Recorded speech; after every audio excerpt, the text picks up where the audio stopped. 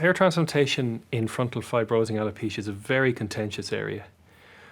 One of the concerns that people have is that if you transplant into an area that's affected, it can sometimes stimulate an increase in activity of the condition, and that you can see that either the hair won't grow because you're transplanting into an area of scarring, or that the condition will reactivate and it'll destroy both the transplanted hair and the native hair that's left in the area.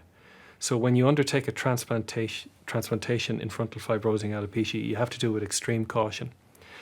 You have to really have a good experience of doing it so you can honestly explain what the risks are with patients. You have to be able to follow that area, and usually what we do is you don't do a full transplantation. You do a small area and you see what the survival of the grafts is like in that area.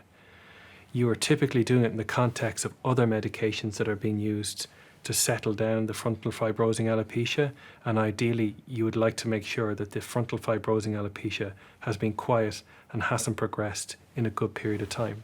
So there's a lot of conditions that you need to meet before you proceed with transplantation. What I will say is that there are a number of people who have gone on to transplantation, some who've even seen further hair loss despite that, and many of them don't regret that transplant because it offers them a degree of hope and it offers them a degree of capacity to camouflage a very obvious area of hair loss.